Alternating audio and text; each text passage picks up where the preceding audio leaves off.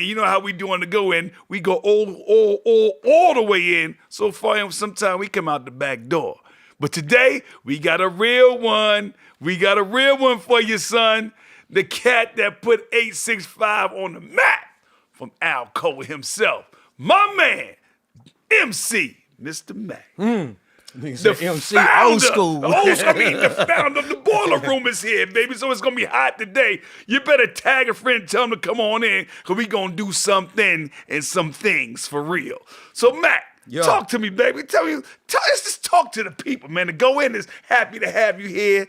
Talk to the people, baby. Man, I'm happy to be here, man, with the OG himself, Sterl the Pearl. The first DJ that when I got introduced to hip hop, you was the one that really put hip hop under 865. You said I'm one of the ones who, what you call me, the founding father? The founding father. But you gave us hip hop when you was on 90.3. Yeah, man. So I want to salute you and give you your flowers first, bro. Hey, thank you. Thank you. You know what I'm saying? Me and E-Ray, we worked hard on that show. But E-Ray. Club 90, he was the captain. I was the DJ, and Groovy Dale was also a DJ on that show with us, and DJ T-Money, who's now the head tennis coach at TSU. Yeah, man. Yeah, so people doing some things at Club 90. Benny Smith gave us an opportunity, man. Shout out to Benny. Big Benny. I mean, a lot of music happening in this whole area because of Benny. Yeah, man. yeah. We thankful for that, man. But so tell me more about Mac.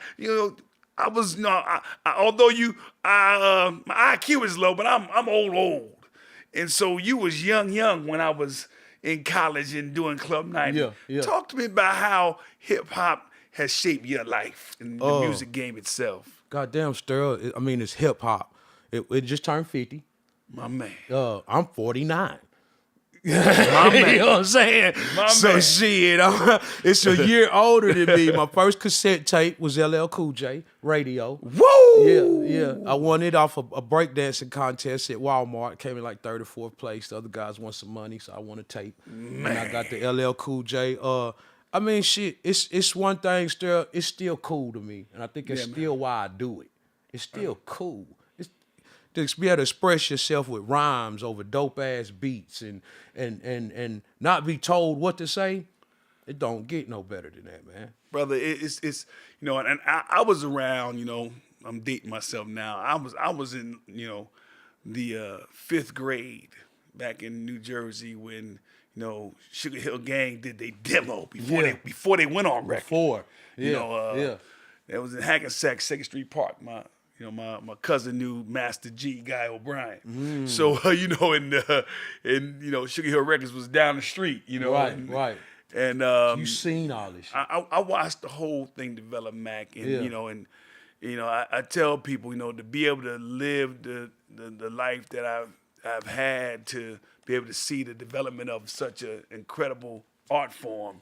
It's amazing, because I was in those ciphers when nobody had record deals. Yeah. Everybody going at it, Yeah. MCing and rhyming and letting it ride. And, and I tell people, the first hip hop song that I heard was from an actual R&B group, the Fatback Band. The Fatback Band? The Fatback So Band. this is before the Fat Boys? Before the Fat Boys, exactly. So most people don't know about the Fat Boys. That's a whole nother story. Yeah. You know what I'm saying? It was Buff and Cool Rock and Chris Marky D. Chris Marky D. And they started out as the Disco 3. Disco 3. Yeah. And but the Fatback Band had a song called King Tim III. And they had a rap on there. And that was before Sugar Hill Gang's Rapper's Delight.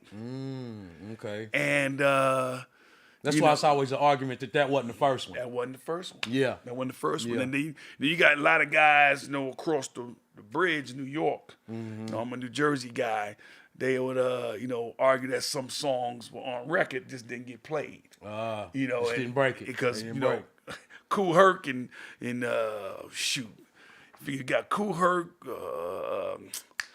Oh my God, I'm having a brain fart. Flash? Flash was there. Flash was there. Yeah. African Bambaataa. Yeah. Because they started the whole movement over there. I mean, I had a couple of older cousins that went to the Disco Fever. They were there.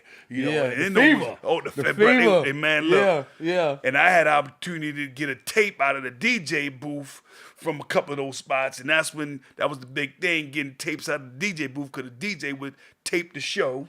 Yeah. While the MC's on stage. That's how they came up with mixtapes. That's how they came on mixtapes. Good God. Come on. You know what I'm saying? And if you're able to get one, you know, and boy, I tell you, the Cold Crush Brothers, I mean, I was just around, you know. Yeah. Thankful to have been awesome too, Special K and Teddy Ted. Right. Some founding fathers who have yet to get their payday to me. And everyone knows those guys. Right. They done a lot for the game. Produced Nice and Smooth's first album. They were the two that's on the front cover of Nice and Smooth's first album. Yeah. And, Didn't know Angie B was.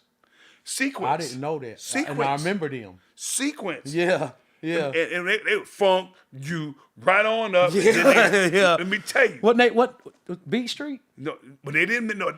Well, Blondie was did a rhyme in Beach Street. That's the white girl. No, Blondie was the black girl with the blonde hair. Okay. Blondie was actually Angie B's, who Angie Stone became. And Angie B is Angie Stone. Yes. Rest in peace. Yeah. Blondie was her manager for most of her career. That was in the group. Okay. So you had Cheryl the Pearl, Blondie, Angie B. Got you. That was Sequence. You said Blondie, I was thinking of the girl who was in the song with Fat Five Freddy. Oh, see, that was Who the they group. say Fat Five the Freddy first went- rap. There you go. Yeah. She was the first like white female to get down like that. Right. But her group was Blondie. Her name was Deborah Harry. Right. See what I'm saying? Yeah. And so, you know, we going way down memory lane right now. Thanks for everybody tuning in. Tag a friend, tell them to come on in. You see who I got with me, the Mac Daddy himself. It's official. We about to talk about some things. Tell me how the rap game started in Alcoa. Talk to me about that. I used to follow this dude named Ace, and then you had Waldo and Doc Z. They was older than me. I had some classmates that got down too, but Ace, Waldo, and Doc Z was the ones from Alcoa.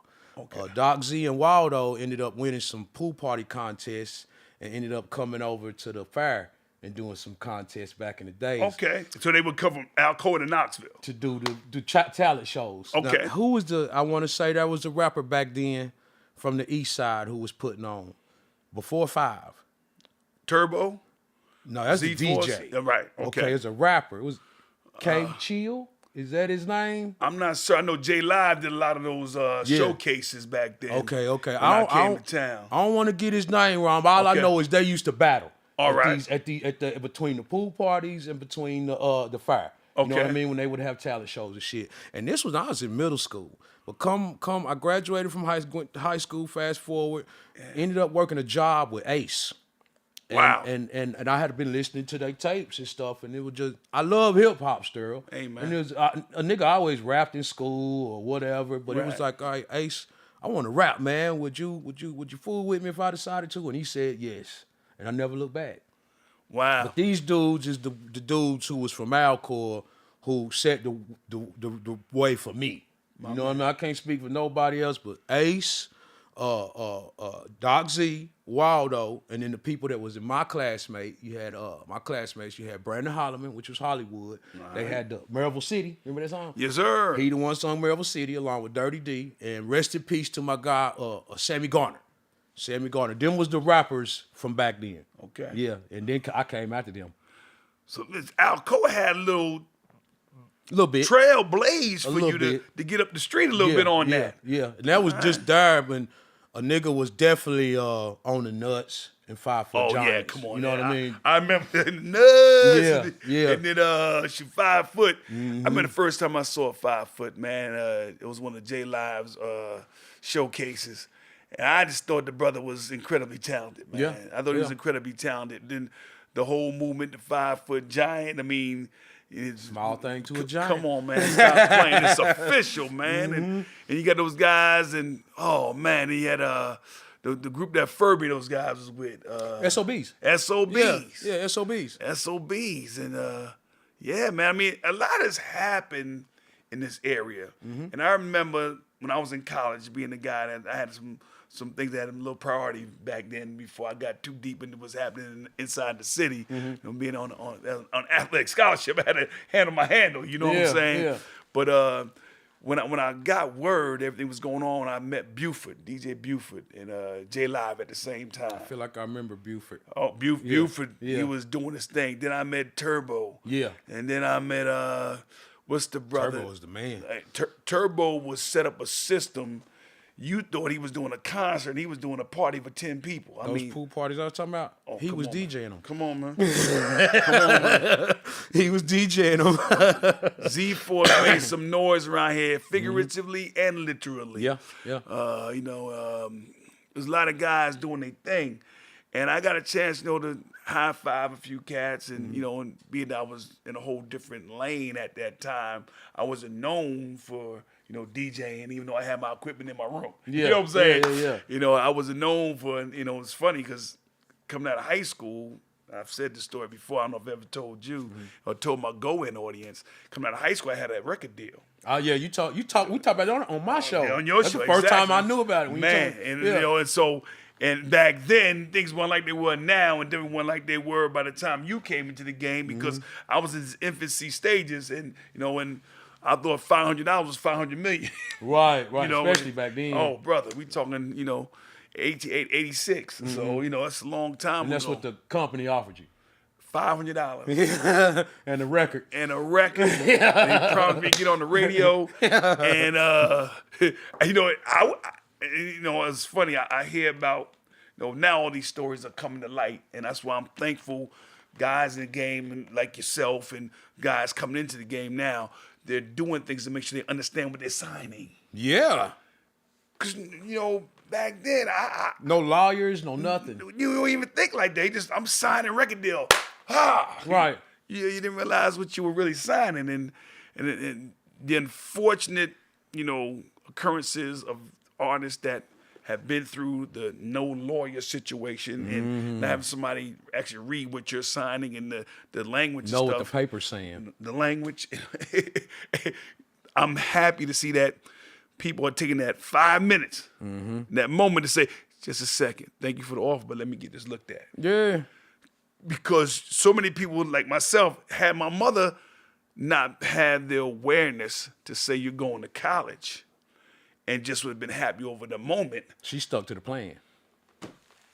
See what I'm saying? Yeah. And these are things I really am thankful that artists that are coming out now and they're watching the language of that paperwork. Yeah. And the stories of the TLCs and the early Just rappers. great, bring them up. and the early rappers that made all these hits in the time when Just heard record dealing. I never forget when I heard, and I was in college, and if I was out of college, I was pursuing my pro career at this time. When Tribe Called Quest, you remember hearing about that deal? They sold 1 million records, only made $30,000 for the whole year. I never forget hearing that, and that just blew my mind. And that's 91, 92, Right. somewhere in that area. Right. And It's like Snoop and his billion streams and $40,000. but see, that's a whole different subject to me because he got 1 billion streams, but at least he got something. Yeah. It was a time he just sold 1 million records and got nothing. He also tells that flip side of that story prior to his No Limit signing. But I'm not getting into that because I wasn't there, so I only confirm what I hear and what I see. And so I don't believe what I hear because I let them tell that story because I wasn't there. Yeah. But getting back to you, man, let's talk about how you came up in Alcoa.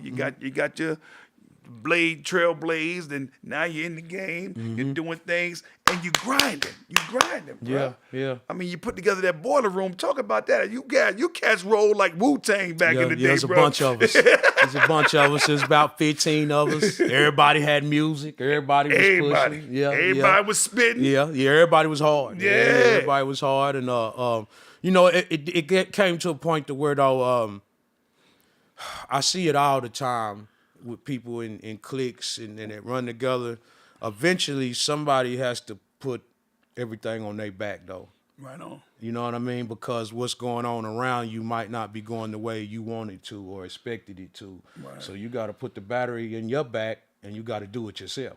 You know what I mean? Man. That's when I start pushing real hard as Mr. Mac with the What Up Does and the Where You Froms and stuff like that, to where it finally kind of just, the boiler room kind of just, died out. Right. You know what I mean? Right, So I had to do what I had to do as an individual. This all I got, Sterl. I ain't got shit else. I done tried working. I done tried 9 to 5s, and it all leads me back to the music, the studio, and entertainment. I don't got shit else. Hey, You know brother. what I mean? So this has to work. And from a brother that's been watching you work, Yeah. work has been definitely something to be reckoned with, and the money's got to come, Yeah. brother. I mean, It's got to. it's had its ups and its downs. There's been plenty of That's times with I wanted to everything. give this shit up. Yes, Still, sir. even though I might wake up tomorrow and be like, man, fuck this shit. I'm not gonna stop, but Right. it definitely happens. I get that feeling, cause shit, it's hard out here. 360 in one line when they say it's hard out here for a pimp, but it's fire.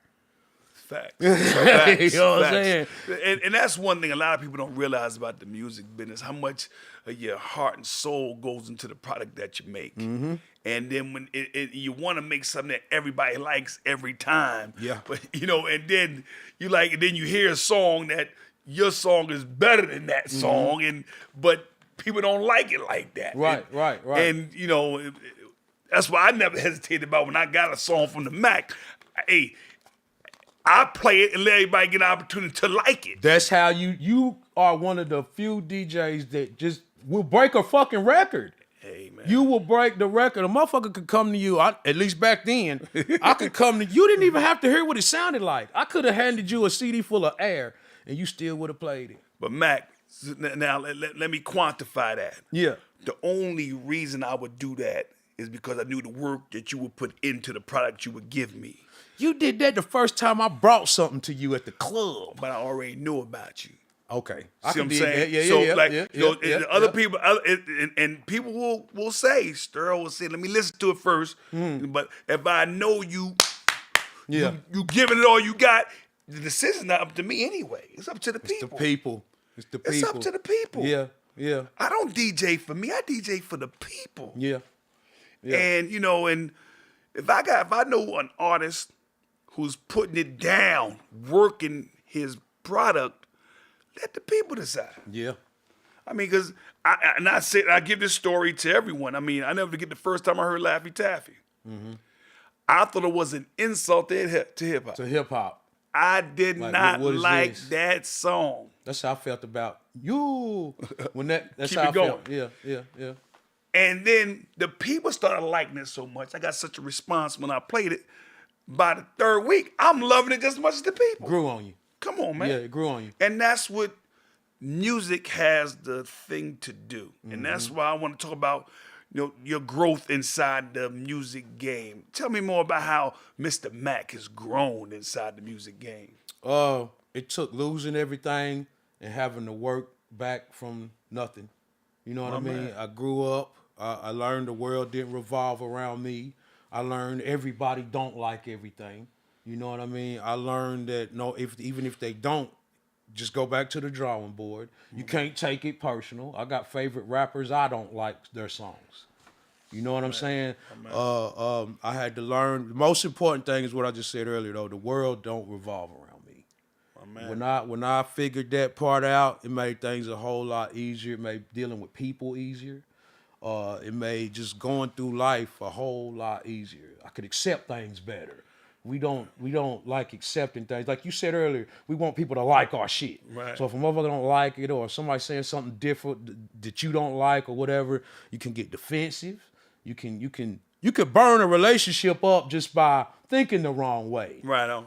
Right on. You know Right what I on. mean? Yes, Your mind can play tricks on your Scarface then was for real, and it could be About- good or bad. Right. You know what I mean? And you could burn a bridge by like thinking like, well, man, he ain't fooling with me when maybe he was busy. Or maybe he just couldn't do what you needed to do at the time. Maybe you caught him at the wrong time. You got to talk to him on another terms. I had to learn all that. You know what I mean? And when I did, the third eye opened. You know what I'm saying? I've always been I've been a paranoid ass nigga my whole life. You know what I'm saying? Got that from my granddaddy. So, and it being in the music business, you don't trust people. Right. Especially when you start making moves and you don't know what a person's around for, or they wasn't around before and now they want to be cool with you. We know what that is. Come on. But people make you think you crazy. Come on. You know what I'm saying? Facts. Because you see the BS. You know what I mean? Facts. But with that being said, Sterl, I just keep going. No matter what, like you said, the money gotta come. Yeah. As long as you keep on going. You know what I mean? Heart and soul is hard to resist. And when it touches, And when it goes like nuclear bombs, baby. It blows, baby. Yeah. Speaking about blowing, I remember Mr. Mac, and this is a story we've talked about a few times. I want the listeners and the viewers that are going to understand the depth of this story. It was a time when I had a day off from DJing, and you were doing a big show at a club in Knoxville called Goodfellas. Yeah. And you said, Sterl, you gotta come, man, you gotta come. Now, unbeknownst to you, and I don't know if I ever told you this, but Goodfellas system blew out that day. So Was that the Young Jock show? that was the young, and so now they needed my system to do the show. She was coming anyway. So I had been there that afternoon hooking the system up so everybody could have a system. And that, fortunately, the place wasn't, I didn't need no big stadium system, but I had enough to blow the spot. Right. And Mr. J was DJing that night. And then the Young Jocks DJ needed Serato had just come out, and he needed bring his Serato box. Right. They also needed my Serato box and my CDJs at the time. Right. I said, look, man, just go ahead. Love is love. Mac is on. Sterl, what we owe you? We worry about that later. Let's get the show done. Get it in. So you said, Sterl, you gotta come. I said, Mac, I'm coming. Yeah. I ain't gonna miss it, bro. I promise I'll be there. Yeah. Then you said, Sterl, the song, where you from? Is that it? Not where you from. What Up, though? What up, with though? Bone Crusher. The song you did with Bone Crusher, you was pushing that. And it was hot. And I had never seen you perform it. Right. So I see you perform the song. And we're going to stay at this song first. Tell me how you felt performing the song with Bone Crusher when at that time he's one of the hottest rappers out. That was like the second feature I got. Wow. You know what I mean? Like the first one was Skinny Pimp, and then it was him. So, and then like, I'm going to cross over to this. You had rappers like G Rapper. Yes, sir. And Don Nitty. Yes, sir. They had been working with everybody at the time. They had that bread. They had that lumber. Well, and they was getting They the made it artists. happen. They made and it I'm like, man, I got to keep up. Right. You know what I mean? Right, So I had right. dealt with Skinny Pimp, hooked the shots out to Hard Knocks Records. Travis Cummings, the one who hooked me up with Skinny Pimp. And then Mama was dating Bone Crusher's uncle. Wow. Yeah. Wow. When she ended up marrying him. So that's how I On got and on. in the Bone. But it was I'm from Alcoa. I'm from Rockford, from the country, man. Shit like that don't happen to us. Right. You know what I mean? So it was one of the greatest feelings in the world, just to be honest with you. People started listening. People started really paying attention because I'm working with some majors now. Right, yeah. You know what I mean? Well, nobody more major than Bone at that time. At that time. Bone was, that Never song, Scared. it still pops in the club. Yeah. Still pops. Yeah. So like that, man, that I ain't gonna lie, that piped the nigga up. That motivation and everything. Well, let me tell you something, brother. When you was on the song with him, you rock with him. There wasn't no drop off in the verse. I wrote the hook. I wrote what he said. Brief. Yeah. That makes it. Now I get it. I don't know that. Yeah. Listen to this is years ago, and I'm just hearing that, and I'm just realizing the truth is here. Yeah, I wrote the whole song. Now, that song was hot. People was feeling it. That song was hot. And then during that same show, we're still on the show at Goodfellas before the Young Jock, and he's pushing that song with Bone Crusher. Then all of a sudden, he just breaks out with a song called Where You From, Fool? The 865. Hit the area code. And you was just performing it, and everybody was like listening, but I went from the side of the stage, and you looked dead me in my eye when I moved to the middle. Yeah. And I listened to that song intently, from the hook to the Rest of the song. lyrics Yeah. to how you lock the beat. And what did I say to you after that show? That was it. You said, man, the other song cool. It's hot too. You said, but that one was it. That one was it.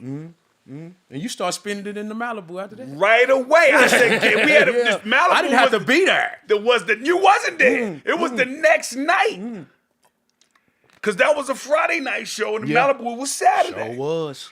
It was the next night. Sure was. I played it, and everybody in the club back, I text you from the booth. And then had you come down the next week, I said, Mac, watch this. Yeah.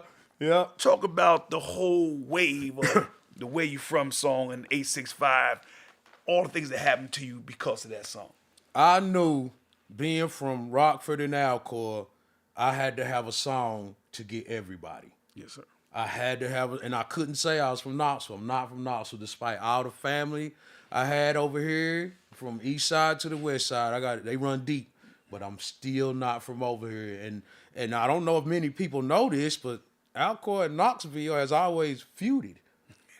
You know what I mean? And it came from sports. Came from Austin East and Alcor, basketball and football. Yeah. That's where it all started from. And let's just be real, hoes.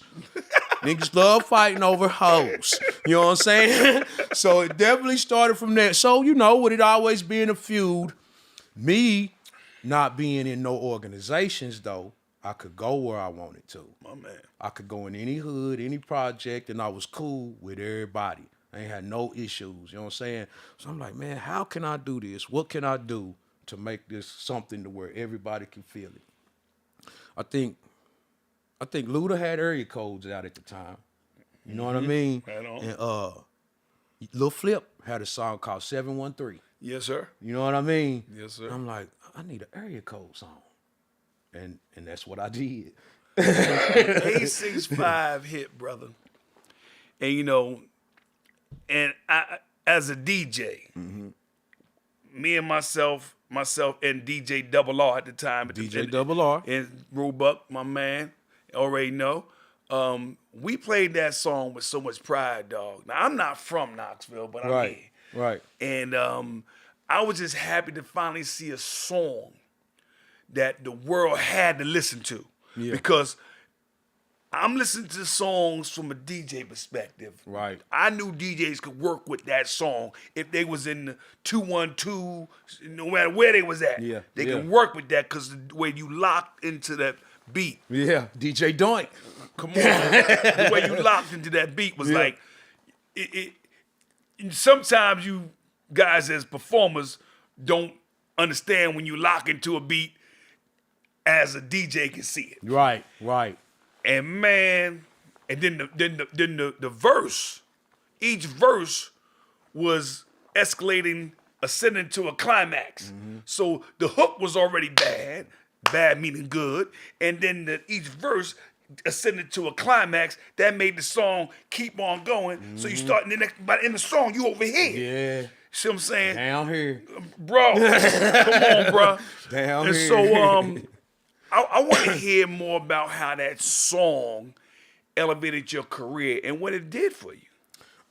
It got a lot of eyes on me. It got the remix with Gotti, Lido, and D. Cooley. It didn't get me signed. They didn't sign me. They said it wasn't big enough. They said the remix wasn't big enough. Universal, Atlantic started flying me up. By the time when I was going up there, the original was out. The remix was cut, but not on the air yet. Okay. They said it wasn't big enough. But it's getting me shows throughout the state. I'm finally getting paid for shows, $1,000 to $2,000, which was good money back then Yes, to do a sir. show, especially at home. Come on, man. Especially right around here. You had to book your own gigs, own club, and make the door if you wanted some money. That song allowed me to do that after that and make a lot of money where I could start booking myself. Yes, sir. You know what I mean? It got me signed, or it helped get me signed a year later. You know what I'm saying? Right Got me a lot of attention, man. It was Mr. Mac was here after that song. Yeah. Mr. Mac was finally here after that song, working with major people, working with people in the city. It was just a wonderful time. It took me on the road. You know what I'm saying? I was back and forth to Florida, Miami, Fort Lauderdale, Opelika. We stayed in Atlanta. We was back and forth to St. Louis, Alabama, Birmingham, the Gump, Montgomery, Alabama, all of that type shit. We was everywhere. So that one song, when they say one song is all it takes, that one song got me that. So I can imagine what some of these niggas getting off the one song that gets you worldwide. Whoa. You know what I mean? See, what I like more about your song, though, even though it's a lot of one song rappers out here now. Yeah.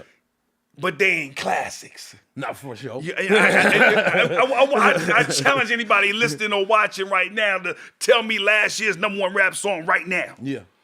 You don't remember. Nah. 865. I go to Nashville, Memphis, Lexington, Kentucky back then. They know 865. Hip Hop Rocky Top. Come on, man. But it was, as much as it was a song that represented the Knoxville area and Alcoa and the area code, it was the way the flow took you. And so I say these different areas because they all felt it. Right. I could play it right now, and I have played it in other cities, and they felt it. You know what I'm saying? Just recently, as last month, when I was in Nashville, I played it. Sterl represent Knoxville. Now, that ain't me. Yeah. Word. That ain't me. Yeah. Oh, that's that's Mr. Mac, right? Yeah, but I'm just showing some love. Yeah. And I'm not playing it because, and this is one thing I do, which is sometimes can be, can take away from my shows when I DJ, because I like creating vibes. So I did it. I'm doing this for the vibe. For the vibe. Half these people don't even know what that song is. They ride it. That's right. That's right. They ride. It was 150 people on the dance floor. Well, it's Tennessee music. My man. At the end of the day, when me and Doink made that motherfucker, we made it for Tennessee. Not just Knoxville. Not just the 865. The remix, all that is true, real deal Tennessee music. They say people complain about the sound. I hear we don't have a sound around here. Yes, we do. Y'all kind of stirred away from it.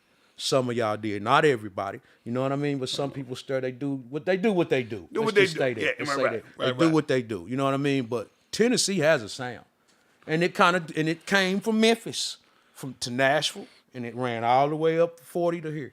My man. Because You know what I'm 865 is, like I said, I can play that song in any market in the state of Tennessee, and it rides. Hell yeah. And because it's a classic, some of the younger people that are listening to it, they have no idea where it started, so they think it's new. They think it's new.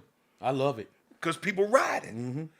And that's what I like about someone like yourself who is an artist. Your heart and soul is in your music. Yeah. See what I'm saying? I mean, I'm not disrespecting all the guys that do what they do and make hits, but you can tell that some of the hits, their heart and soul's not in it. Right. It's just a hit because they had the budget, they got the people, they had the time and made it happen, and then had the people ready to listen or give it a shot on the radio. And, you know, we like what we hear. Yeah. When we hear a song enough, we gonna like it. You know, and some songs that are out right now, I like it now. I heard it for the past 2 months, you know. Yeah. Had to grow, like we said earlier. Had to grow on you. you. Had to grow on you. And some songs are forced down, you know, our culture's throat, unfortunately. Yeah. Unfortunately, where a lot of great songs don't get the opportunity to shine because other songs are forced down. It's a lot of that going on right now. Hey. Yeah. Hey. Is that Sterl, is it being forced, or is that what the people buying? Is that what the people want? I think it's Or hypnotization, they just done played it so much. My humble opinion, and I've had this opinion since the 1900s, so this is nothing new. I just think there's a controlling force that has their hand inside the music industry that controls what people like. I mean, that's what they've been saying for years. And the unfortunate reality, I got receipts that can show that, and you can't challenge me on my receipts because I lived through it and I'm old enough to tell you, don't come at me like that. I'm not him, but I am him. Yeah. Like I said, I ain't him, but I am him. Don't come at me like, Right. you know. When But you in the game, they gotta know you might not be just up here in the game. You might not be all the way down here in the game, but you in the game, so you gonna see what everybody else sees. And because I ain't got 7 figures in the bank, that mean I ain't got 7 figures up here. Bingo. Because when you in the game and you paying attention to the game, the one thing you will do is learn. Learn. You will learn. Just be a sponge. Hey, you will learn. Yeah. Be a sponge. You will learn, brother. So now we got the 865. We had the time. Max signed. Max been on the road, touring with big guys. Did songs with major artists. Then Mac comes back to the crib. Talk to me about after the Riders 865. Shit, Mac went broke. Shit, Mac went broke. Things wasn't going the way it was. The label wasn't pushing. You know what I mean? Shit, the money they did give me was gone. They didn't give me much. You feel me? So it was back to the drawing board. Like I said, I had 9 to 5 and was back trapping. Still was making a little music, but I didn't even have as much studio equipment as I had. So it was like a break. It was back to reality. It was back to square one. You know what I mean? So I got back in there and got to hustling, got to pushing so I could get more studio equipment to get back recording myself and doing what I need to do. And then I think around 2016, me and Zoe started Long Live Zoe, rest in peace to Zoe. We started the Mac and Zoe Show podcast in 2016. When I started that, opened up a studio in 18. And it's just been kind of a full grind since then. You know what I mean? I started Mac in the Morning in 2018. Which is Mr. Mac's podcast. Yeah. I was blessed to be on it. Make sure you check it out. Mac in the Morning. It's hot to death. Love. Got to get you back on that. I'm not scared. Let's go. Yeah, time to do it again. But yeah, when I Sterl, I was blessed, and the reason why I say that, my stars realigned. Okay. And everybody don't get that opportunity. Talk about that. You know brother. what I mean? Talk about but that. yeah, the stars realigned. People started paying attention again. I reinvented myself in a whole different way. It wasn't just the rapper no more. It was I owned the studio. I owned a lawn care service. I was cutting grass. My man. You know what I mean? I don't do it no more, but I'll come out and hang your TV up. You know what I mean? I'll mount your TV and do all that type shit, put your furniture together. So I started learning I needed some residual income other than fucking selling drugs and working a job. My man. Yeah, you know what I'm saying? So like I started pushing the brand from the studio to the podcast and just started going crazy with that. And finally, I started making real income off what I love to do. Woo! You know what I mean? It finally compared How did to... that feel, man? It felt great, especially making $100K in a year off selling studio time. Come on, man. You know what I mean? Yo, I want my list. I'm gonna pause you. Mm-hmm. Did y'all hear that? It felt great doing what I love to do and not doing illegal stuff, and realized that my passion gave me great money doing what I love to do. Yeah, I had to pause right there, but keep on going, brother. Yeah, Keep on going. and I was to me I was the sound I'm talking about. Yes, sir. That's what I'm giving the city right now. That sound, man, everybody records at Volunteer Sounds, even if they've been there one time. You know what I mean? Everybody has did some music that they have put out that came out of Volunteer Sounds. So Talk about some of your artists that have been through there. Young Honcho, Hardaway. I have my new artist. I have a new artist, y'all. My new artist, North Olive. She going crazy. So Female artist. Females is where it's at. Y'all got to know that. Yes, sir. Who else has been through that thing? Lil Ike, Young Money. Tana 913 was just there. Gorilla Zold has been there. Young LA's been there. Mr. LA's Mac been in that bitch. Come on, Mr. Mac. You know what I'm saying? Lil Bug. Man, the list goes on and on. All the hot locals done been there.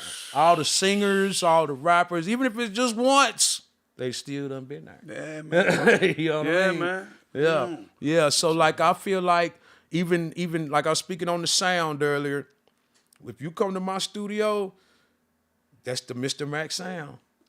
My man. Whether you got a beat that sounds like what we do or not, if you coming from us, that's the Mr. Mac sound. So that's what I'm trying to continue pushing into the 865. This how you supposed to do your music. You know what I mean? Not telling you what to do, but if you follow this procedure and put your own little twist on it, you can make some shit happen. I did, and I'm a country ass nigga from Wow. Now Rockford. see, that's game right there. That's an OG giving game right there. I'm gonna give you the template. Put your remix on it. Yeah. And you can make something happen. You ain't got to do exactly what I did, but it's gonna work. It worked. But that type of guidance are things that cats in hip hop didn't have back in the day. I didn't. We ain't had nobody to talk on, to man. or ask. Come on, man. We was all learning as we went.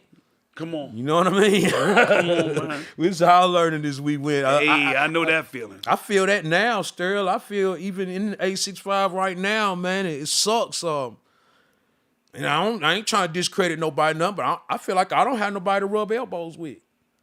Like as far as the game I've learned throughout all these years, I don't have a big brother to go say, hey, bro, how you do this? Or I don't have nobody to go say, hey, bro, how did you get here? Or what did you do to make this happen? Or who did you go spin with? I never had that. We never had that in Knoxville. I've never had it, period. No artist we known has had it. But you know what? It could say some other things about you too that are far greater than not having, bringing you back to zero. Because some people did some things to get the things that they got, and now Cat Williams looking like a prophet. But that's another story for another time. Yeah. But and I know those that didn't. There are a lot more that have not. Right. A lot more that have not done anything that was, a little bit, eyebrow rising. They just did the grind and made it happen. But with that said, Mac, with you being able to own your studio, okay, have a platform like your podcast to put people on. I see you breaking records and everything on there. Is there a possibility that you might be able to reach out to some of the people during the 865 days that are in position to now take your whole different movement to another level? Working on that. My man. Working on that. That is the next move, because it's cool what I got going on. I love it to death. Hey, man, I'm one of the people who will downplay what I do. I can't pop my shit, but I will downplay it. And it's cool. I love it. Don't get me wrong, Sterl. But I'm ready for the world. I'm ready for the world. You see what I'm saying? My man. It's time for the world. I'll be 50 in September. You know what I'm saying? September what? 16. We Virgos. Already know, baby. Yeah. Shout out to Travis too, Virgo. I see. Shout out to Travis. We got Guru up in here. Oh, this little John. What's up, Guru? Shout out to everybody tuning in. Yo, I see Trav. That's who I was talking about, who been hitting you up, the BTA. Oh. Travis Cummings. Yeah. That's who been hitting you up about the BTA, the singles and shit. Like, that's my partner. Holla, dog. You remember MOB affiliated? No doubt. That's Travis. See, bro, look. That's Travis. You know how it is. You get the move. It's been a while. Who's connected to what? Yeah. But you got my direct line. So Yeah. you got me direct. So bring me the Trav through you. I know who Trav is, and then we connect the dots after that. Yes, sir. You know what I'm saying? 'Cause you got my direct line, man. Right. I can't change my number. Right. It's been the same for a while. Email too. At 22 years. Yeah. Come on, baby. Yeah. Come on. Yeah. What else we got good? Max, so what I want to ask you is this. This is a question that I have to ask everyone that comes on my podcast, and we go in on a lot of stuff, and that's why it's called the Go In. I need you to tell me what music and hip hop absolutely means to you. Ain't nobody asked me that before. You ain't been here before. All I can say is, like I said, I ain't got nothing else. So other than my son and my mom and daddy, it's life. I don't got nothing else. It's life. It's my life. If I stop doing this, I'm in trouble. You know what I'm saying? I'm not going to work no fucking 9 to 5. No disrespect to nobody that's doing it. It's not for me. You know what I mean? Doing what I'm doing is for me. So it's life. It's life. It's what's the word? Dextramental that I continue doing what I do. This how I live. This how I get paid. It's life. You know, it's amazing how, being as old as I am, the oldest 19-year-old anybody will ever meet. But I tell everybody, I remember when everybody thought hip hop was a fad. I mean, it really was a fad. Wasn't gonna last. Wasn't gonna last. I remember having to stay up till midnight to hear hip hop on the radio, and my mother making me go to sleep. Only came on the weekends. I remember when hip hop was it was so hot back then. It was so raw that, you know, you got artists that probably sold millions of records and probably got credit for maybe a couple thousand. That's right. Because the education of what hip hop was getting into, the artists were getting into, wasn't given. Nigga was happy to be heard and be on wax. Don't let it go on the radio. Don't let it go on the radio. So okay, so if you see what's going on right now in the game, just think how them niggas was getting done back then. Why you think Nas trying to make it to where he trying to pay all them niggas? Come on, You man. know what I'm saying? Shout out to Nas too for that. That's amazing that somebody would even do something like that. Think about on, man. the old rappers that's almost like some union shit. Bro. It's amazing, bro. I'm gonna date myself and shout out to Ace Boogie, I see you. But I'm a date myself. It was a group back in the day called the Cold Crush Brothers. Let me tell you something. The Cold Crush Brothers, if you get a chance to just go to YouTube and see that some of their routines that they probably can't get digitally remastered, and you can probably barely see the images, and they had them big fat cameras on their shoulder they shot, and only had one per event because they cost $5,000 back then. Nobody could afford to buy them. Cats was doing shows for pizza. Okay? If the Cold Crush Brothers, the Crash Crew, group called the Crash Crew. Yeah. Might have been the first Wu-Tang ever. It was 2 DJs and 6 MCs. They got a song called High Power Rap or Freedom Get Up and Dance that everybody rock to, but then when Grandmaster Flash and the Furious Five got a hold up of the beat, they rock to it. Yeah, You know, yeah, you got K-Love and they crew when they first brought out Inspector Gadget. Then, you know, Dougie Fresh and his crew brought out the show with Inspector Gadget. Inspector Gadget, You know what I'm saying? There's so many things happen to Even artists that a lot of people don't even know about, but they had, I'm talking about, would tear a party down. Yeah. Mac. When you say that, what about wasn't Whistle and what was the Whistle did Bugging, right? Whistle did Bugging. Wasn't there another song like that though?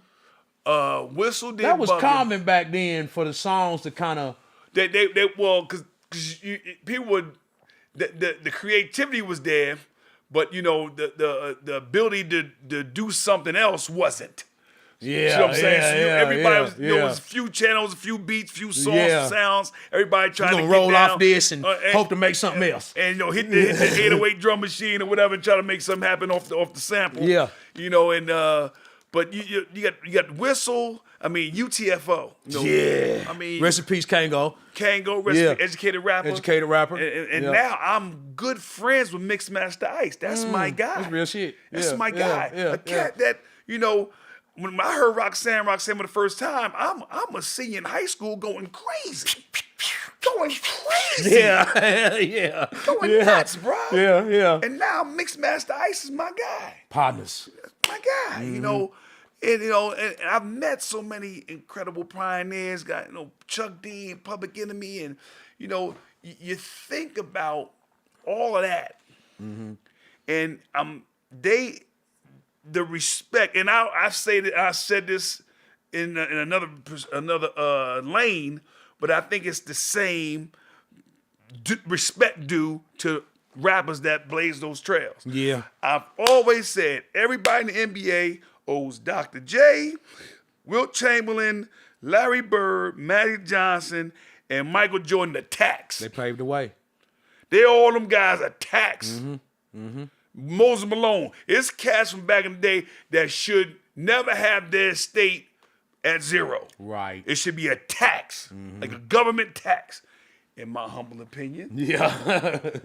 You got Cool DJ Red Alert, Chuck Chill Out. You got what's my lady from Power 99 in Philly. You got those DJs on the radio that broke hip hop. You got Kid Capri. We're friends now. We've done multiple events together. But I remember buying a mixtape from him for $5 in front of Willie Burgers when the rooftop let out. Right. He was like the first DJ who had the album. He the first guy to sell mixtapes and get it known that he was selling mixtapes. He had the deal. He had an album back then. Remember? Come on, Yeah, that's what I'm saying, Before Gangsta Grills and all, he was like the first one to do it. bro. Kid Capri was selling tapes in 1985, Yeah, 86. You know, I mean, and Kid, he was making a master and copying them with cassette decks. right. See, Heavy duplication. Heavy. Yeah, You didn't have the file and just throw it down and blink it out and burn. Right. It wasn't You had that master. Yeah, the one master that you probably only could afford that $5 Maxell tape. And then the rest was on the probably the BASF, single Dolby joints, and you hit play and record on 6 tapes. Yep. Doing 6 at a time in an hour. Turn the side over if you turn it over. Go over the 90 minutes or the 60 minutes. Come on. Yeah. And Kid did that. And I never forget the first time I saw Jazzy Jeff, transform scratch. He's one of the greatest. I mean, I'm saying all this because you got so many artists that got credit, but I would venture to say, and I wasn't there, can't confirm anything, that they probably didn't get paid on what they did or what they sold because the way the game was. Yeah. Legs and we didn't know nothing then. ain't know nothing about that. Nothing. Having fun on the mic, rocking parties, going out on tour, 60, 70 city tours, come back with just $1,000 in your pocket. Which was a lot back then, but not enough still. But somebody made those millions. Yeah. And those are things and stories that I hope and pray that people like yourself can tell these younger artists. Right. Because I don't want, it hurts me because I watch you as you explain, says, Sterl, this is all I got. This is my life. There are millions of artists who feel that same way you do. Yeah. Millions. Only thousands get the recognition or make it to a point where they become a household name. That's right. But there are millions of artists that feel the same way you do. I just don't want them to go through what you went through with Day 6'5". Right. Well, hell, they got Google and YouTube now. There ain't no way in hell you're supposed to go through what any of the artists from the past went through. But you shouldn't. But I've always been a person that believe wealth is status, rich is state of mind. If you're lazy, no matter where it's at, you just got to go get it anyway. Bingo. How many people are not taking that 1 second to hit their smartphone that makes them smart? Right. To figure out what they get into. Right. Well, hell, they ain't using it. They're not using it. You know what I'm saying? You just called it the proper name. People don't even call it that. People don't say, hey man, I'm going to go buy me a smartphone today. They go say, I'm going to buy me a phone. You know what I mean? Or the newest phone. Yeah, they don't care that it's smart. They get swag, right? Yeah, they don't. They just care what it looks like and what it does. They have They don't give a damn that it's smart. Young Dolph said it best. You can make $1 million off this motherfucker. Yeah. You know what I mean? Everything you need to do, you can do it right here with this. And people surf and bother people and buy stuff, and that's all they do. You know what I mean? They don't. Hell, most people don't want to be better. And see, and that's where I'm at. Because I see a lot of the young people, because they're lazy, I just call it laziness, they learn a lesson they don't have to learn. True. And then when their feelings get hurt, because they built different. It's always somebody else's fault then. Oh! Yeah. It's somebody else's fault then. You know what I'm saying? Oh, man. It's somebody else's fault. Yeah. You didn't tell me. Yeah, it's somebody else's fault. Siri or Google, what's this? It's right there. It's all right there.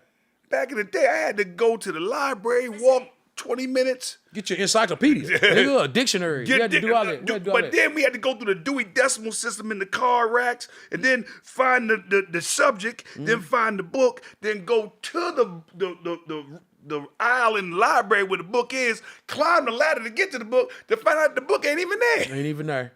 And then even if you do all that, them books definitely wasn't down here in Knoxville for us.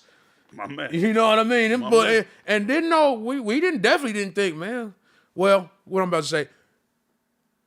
People are just now learning that it is the music business. Oh man. They're just now learning that. So back in them 80s and 90s and 2000s, motherfuckers just wanted to be a star. Yeah. Sign me, sign me, sign me. Until Master P came out, nobody knew nothing about independence. Until 3-6 Mafia and all the rest of these people came out, nobody knew anything about any type of independence that you could go do this shit on your own and get a small distribution deal and ended up with big pockets. Come on now. I say that to this very day. Had I known or had we known that you could have went to Memphis and got a deal with Selecto Hits, I promise you my career would have been different, went different. And the reason why I say that, our albums was only where we took them to, as far as where we took them to. My man. Had I had distribution or had got some distribution with Selecto Hits, the albums would have been in Cali and New York. Back then, Sterl, we'd go buy a record just because of how it looked like. The cover look. Yeah, because you couldn't listen to it before you bought it. Yeah, so you could look at the cover and be like, this motherfucker might be bumping, man, and buy it. Right on. We didn't have them opportunities because we didn't know. My man. You know what I mean? Now, you just took me somewhere we with speak that, of bro. Memphis, we speak of Nashville. Those are music cities. Yeah, man. Look how many people from Memphis is out of Memphis, and we ain't talking about the rappers. Isaac Hayes, you know what I mean? B.B. King them started that blues shit all down through there. Man. And then Nashville is the music capital of the world. People don't even know that. People, you ask them what the music capital of the world, they'll say Atlanta. New York. New York. Yeah. It is written black and white that Nashville is the goddamn capital. Ask Captain BMI right there. It's right in Nashville. Right in Nashville. Right in Nashville. Yeah. When people go to Hollywood to try to get on TV, to try to get on the movies, them people in Hollywood, when they sing country music, they come to Tennessee. They come to Tennessee. Yes, sir. They coming to Tennessee to try to get on. They ain't going to Atlanta. The rappers might. Rappers might. You know what I mean? But anybody else, they coming here to Nashville. People don't know that. You know what's interesting? I wonder how many people eyebrow raised when I say BMI and ASCAP are in Nashville. Niggas don't even know what that is. Uh-oh. You tell them what that is. Oh, what is that? Or how do I go do that? Or you know what I'm saying? Motherfuckers think that's just BMI, 3 letters. ASCAP, 4 letters. AL, 5 letters. That's what they think that is. They don't know what that is. You know what I mean? And they can just ask the phone. Even when a motherfucker, listen, I need BMF, or I need my BMI or ASCAP. They don't even know why they need it. They don't even know why they need it. You know what I'm saying? Mac, and that's not just young. That's old and young. The old didn't teach the young. But see, and that's what I'm getting to. Mm-hmm. The lessons are learned for those that are research, but the give back is when you pull a young one to the side and have that conversation. Yeah. Because candidly speaking, you know, most people in the hip hop game, they're not in the habit of researching. No. They're not in the habit of trying to find information. They'll have the smartphone, but they won't ask it a question. But if somebody speaks it to them, it'll touch them better. Yeah. It'll Sometimes it go one ear and out the other. But they can't deny they didn't get the information. Bingo. They can't deny Can't say a it. motherfucker didn't tell you. Now, Yeah. hey, look Yeah. here. Yeah. The water right there. It's Yeah. up to you. You go drink it. It's Yeah. 95 degrees out here, and it's gonna be a 94 tonight. You Better what get you some gonna of do? this. Yeah. You better yeah. get something to drink. Yeah. And that'd be my big thing, like with North Olive. I don't want her slow. I'm trying to teach her everything I can about the game, you know what I mean? Cause rapping's the easy part. She know how to rap. I let her be a creative. I don't tell her nothing to do. I might give some advice. Hey, make this old song. I want her to remake Gangsta Boo Where the Dollars At. You know what I mean? I want her to get on some old me. So I throw this Salute stuff out Gangsta there Boo. on top of what she already does. Yeah. But as far as like the business, hey, North, I need you to know about production. I need you to know that when you buy a beat, you got to get your split sheets. I need you to know all this type shit when you see it or when it comes in your face. Come on. You know what I mean? I tell you, hang out at the studio so you can learn as much as possible. I don't need you to be this slow female. You don't want to end up like TLC, that's not going to happen. We're not going to let that happen. No. But at the end of the day, still, it can. I got a question for you. We speak about TLC, and we gonna end on this because a lot of your stuff has always been, keeping it real, and Yeah. and so this is the realest thing that has always that just punched me in the eye, and I didn't duck because I wanted to get the hit. I wanted to know what it felt like because for some people it choked them out. This is what I want to ask you. You were young then, but I was a young adult, so Yeah. you were a young guy. The group NWA, they came up with that song about the police. Yeah. So the hook was so catchy. Shout out to Cube for putting that incredible song together. That it caught the ear of the world because the hook was so catchy, Right. and the way he locked into it. I mean, people don't understand the work that goes into stuff like that. But what I listened to back then, I listened to the lyrics. Yeah. He's told a story that I was wondering why everybody was mad about the song. Okay, now I'm a guy in college, sophomore in college, so I know not to make too much noise about much, but I Right. got my equipment in my room. I'm playing the record, but I know I need to make sure I don't play it loud. Right. Right. Just right. keeping it real. Yeah. But then the movie Straight Outta Compton comes out, I was the great say this. Yeah. You see why? and so I remember watching it. This for the first time. I remember watching it, and I did everything to try to blank my mind from being alive and a party goer, a college kid when that song was out. I tried to act like I'm seeing this for the first time, and not knowing, having any, knowledge of the song. And I watched it, and I did the best I could. I said I want to take that punch in the eye, and I took it from the actors being outside the studio to what the manager then said to the law enforcement officers to when they got inside the studio and the song was made. I was around and I was old enough. I'm 19 at this time. Yeah. When people were buying those CDs and running over them with buses and tractors and saying every word but that was a good word about the group because of Right. the song. I remember that. They never listened to the lyrics, but then the lyrics got illustrated. Everybody's going, oh. How did you feel when those lyrics were illustrated in the movie Straight Outta Compton? The same way I felt when I heard the song. Was it the exact same way? I ran the streets, so it's always been fuck 'em. All right. You know what I'm saying? I wasn't I've asking. experienced what they went through out there in that studio. Oh, I've experienced outside. it too. I mean, I've been, and back when that happened to me, when I had a situation, I was told don't tell my mother because then she'll go downtown and get in trouble trying to defend me. Then Right. And so but my thing was I got hit hard on the football field, so that didn't bother me. Yeah. But besides that, because my thing is it was so much negativity put on a group that all they did was tell stories of the environment. Exactly. Okay? And at that time, they called it reality rap. That's what it was. Reality rap. Yeah. It seemed impossible that people was going through that reality to people that haven't been through that reality. Or seen it. Yeah. So it- when we looking at it, we like, what the hell? So my thing is, Mac, when you saw that, okay, then you saw how the song was developed, written. They went in the studio, laid it down because of The an situation. experience. Yeah. Right. Yeah. How did you feel knowing what you know if you was living back in those times and paid attention to what was happening to a group back in those days? Just tell me that.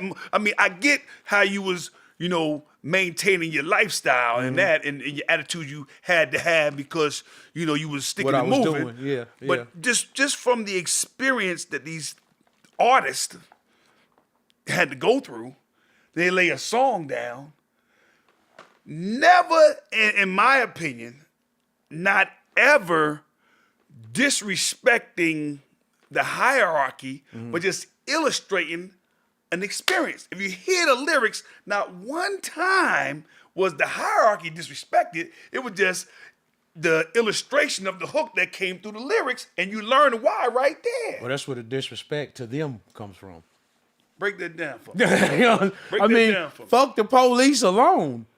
That's 2 words. Fuck, 3 words. Fuck the police.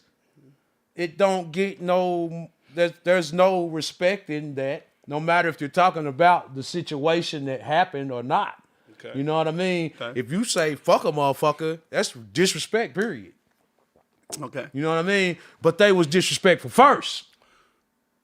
With the lyrics explained. No, not the lyrics, the police. Oh, but the police disrespected them first. They explained why they came up with the hook through every line in that song, in my opinion, explains why the hook is what it is. Yes. So had it happened to anyone, you know, but he said, young brother got it bad because I'm brown. Right.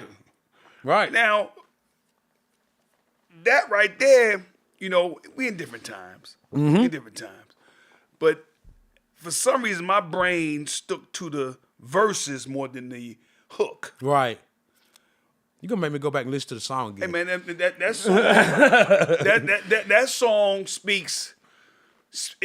Cube and NWA, Dre, Ren, Easy, rest in peace, Yella, bruh. That album, classic. Forget Cancel Christmas, classic beyond classic. And you think about 2 fellas. You think about the downline of NWA. I mean, all the music that's happened because of them. They and you think about, you know, you got 2 guys with stars on Hollywood right now that was in that group. You know what I'm saying? One of them a billionaire. The other one's on the way. If he ain't there already, just ain't saying it because he got his money. That's right. That's right. That's right. That's right. That's right. He understands what's going on. The only reason the other one is a billionaire because everybody knows about it because the deal that got struck with the deal, and he probably had, you know, I'm just saying. But like these things, I was more attracted to not what they were saying holistically, but what they were illustrating as the picture. Yeah. See, my thing is rappers have an uncanny skill to draw a picture. Yeah. Picasso on the mic. Artists. A Picasso on the mic. You got those that are better Picassos. Slick Rick. Biggie, storyteller, Tupac, storytellers. Yeah. They were speaking things that were going on, and you disrespecting the music, but you're doing nothing about why they're making that music. Right, right. You know, you gave it the term to make it look like something else. It came out as a reality thing. Because it was reality. It still is. So now, that's why I asked a brother like you, because you rapping, you know things that I don't have, I don't know, and these are things that needs to be pushed as a narrative forward for people that listen to hip hop, and people that are doing hip hop, because the pictures that are drawn are so clear. It's right there in your face. Come on. Yeah, it's right there in your face. I mean, people just, it's like you said, reality rap. People just putting it out there, what they're going through. You know what I mean? That's all it is. Rap is like any other music. We just talk about what we're going through. Country music, they talk about getting drunk and losing their job and their dog dying.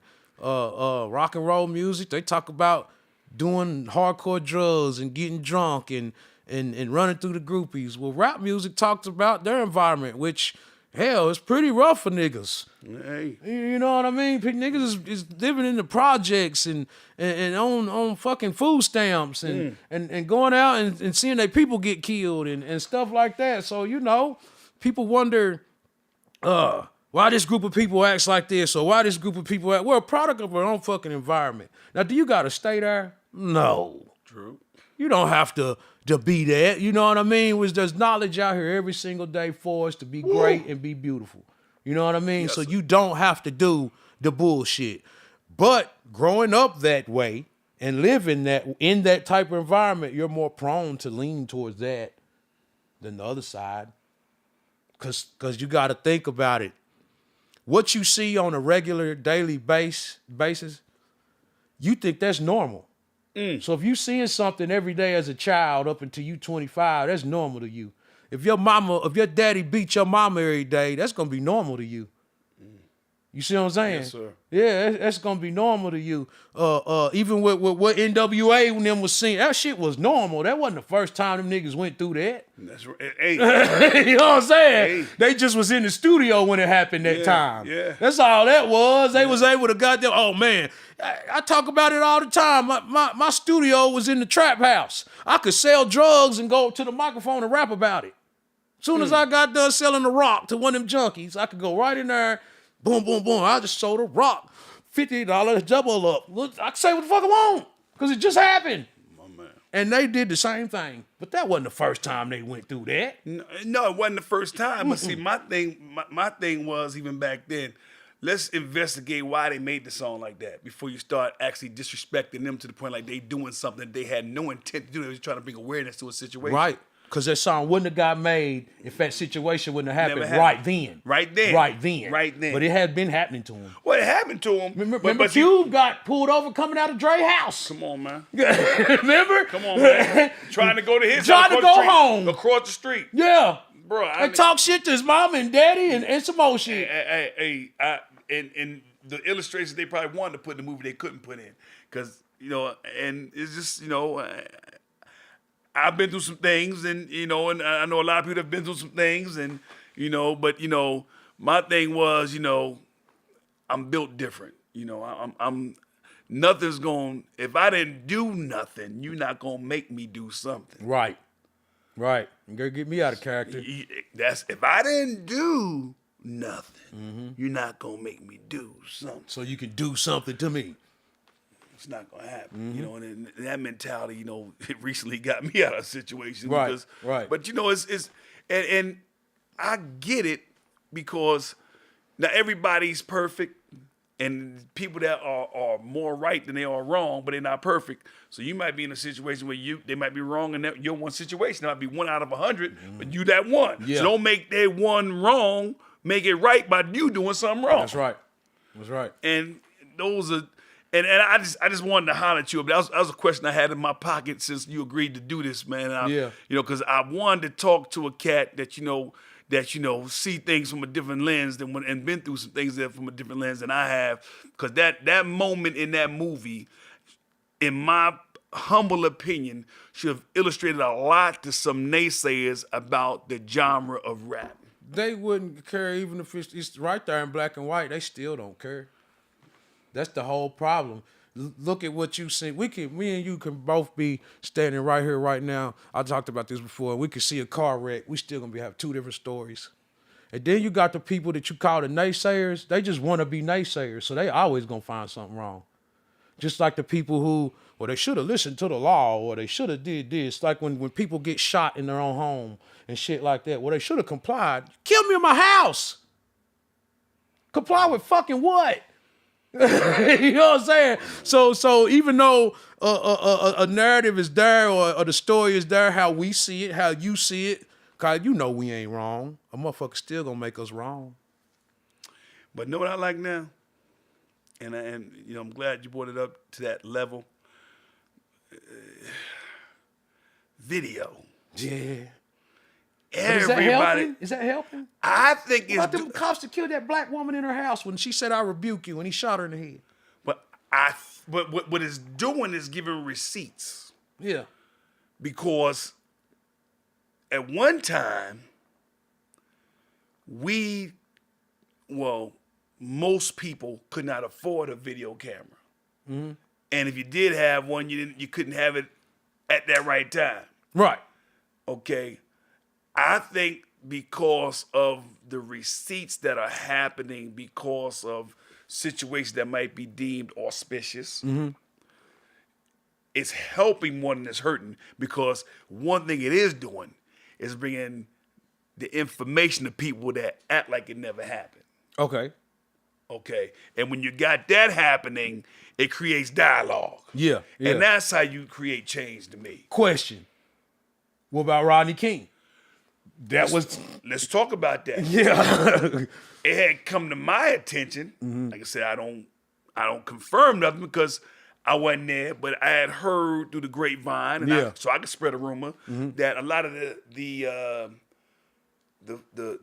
footage from that situation had gotten kicked out because allegedly a person that had shot the footage may have obtained the camera through a way they deemed illegal, which could. How the hell is I'm having over here. a camera illegal? I'm over here. What the hell? I'm over here. All I'm doing is saying what I heard. Yeah, yeah. So the footage was obtained from something that was obtained illegally, which I heard of a term. The first time I heard this term from a friend of mine who gave me this rumor because I'm not there. Yeah. Ill-gotten gains. Yeah. So then, times have changed since then. But so that some of that footage could be ruled as, well, it shouldn't have been there anyway because no receipt for the and no proof of purchase and no way you could have afforded that because you don't have a job that says you can get that and you're not working. What kind of shit is that? That's what I said when I heard the rumor. That's what the hell? That's what I said when I heard the rumor, Mac. Yeah. But, maybe that's probably why some of the people inside of that situation wasn't pressed to the nth degree of the law. Yeah, yeah. Good God Almighty. Now, boy, it's a rumor because I wasn't there. Right. I'm not a lawyer. I heard some things from some people. Right. It was a phone call from a person that's not a lawyer. Yeah. And so this is what they told me from out there in Cali. It sounds like one of them filmed it and they didn't mean to get the tape. That's what it sounds like to me. It sounds like, it was a loophole at one time. Yeah. That, because of the situation. Right. But now you go from Rodney King to our Minnesota situation, and it's different. Floyd? Yeah. Now it's different. And it's on camera. It's on film. It's on film. But now everybody's got one. Right. So if I film you back in the 80s with a camera, my info wasn't good because I couldn't afford the camera. If you wasn't working. Oh my God. Now, I'm not a lawyer. Yeah. The person that told me this wasn't a lawyer, so it's just a rumor. Yeah. Okay. Yeah. But something had to be a technicality for those people that were inside that situation not to get pushed to the nth degree of the law. Yeah. It's a technicality somewhere. Yeah. And that's why they let goddamn OJ off. It's a technicality somewhere. Yeah. I'm not a lawyer. All I'm just saying is the rumor that was given to me. Right. But then we get to Minnesota and Floyd situation. Camera is pushed different. So something happened to tighten up that loophole. There was more cameras at Floyd. Oh. Yeah. See what I'm saying? More cameras out on Floyd. There you go. You only had one camera on On all those different things, because I'm not a lawyer. But I'm saying that because it's the attention, and this is why my show is called The Go-In. We going in on a lot of things today. The attention needs to be brought to the problem. True. Not to, well, we here. Why did this happen? Right. Let's make sure it doesn't happen anymore. Again. And that's where I'm at, from the song to Rodney King to Floyd to things that happen, like I said, daily. Young lady had a situation. Other situations that we've known about for years.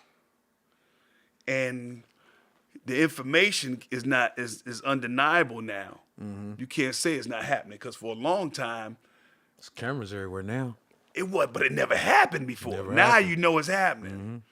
And let's get more solution oriented, and let's investigate the why more than trying to prosecute what you think is the cause. True. See what I'm saying?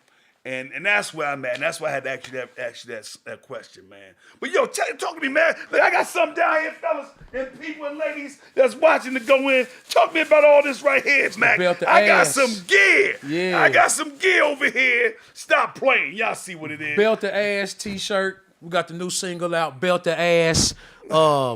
C. Goody featuring Tanner 913 out of Chattanooga. And Mr. Yeah. Mac himself, you know what I'm saying? Mac, you on that thing? Yeah, I'm on that thing, Mac man. is on that Definitely on that thing. thing. And we Golden got- Styles did the production. Yeah, G Styles did the beat. G Styles? Yeah, G Styles That's did my the beat. man. Yeah. Shout out to G Styles. on the beat. Yep. Down there, we're doing things in the A. And it's on the label, Hard Knocks Records. Hard Knocks is the one sponsored the t-shirts. Bam. Travis Cummings, see the one what it sponsored is. everything. Got the orange and white, got the black and red. You know, we've been giving them away on our show. Oh, you know man. what I'm saying? What's So, that yeah. show, Mr. Mac? Mac in the morning. Mac in Monday, the morning. Wednesday, Friday, Get 9 to your 10. Mac on in the morning. Get Macking in the morning. Yeah. What? You better see the Mac. Yeah. It's a movie every morning. Stop morning.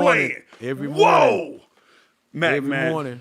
Appreciate you, man. Man, appreciate you for having me, bro. All love, bro. Every day, twice on Sunday. Yeah. It's your boy DJ Sterl the Pearl on the go in. We went in. Now we out the back door. And you know how I do every time I leave you. You must party right and don't fight. And please stay alive and don't drink and drive. Until the next time, it's your boy DJ Sterl the Pearl on the vibe line. My people, continue to let that peace sign be your shrine. So to them, my friends, y'all get them up and y'all keep them up. 2 fingers.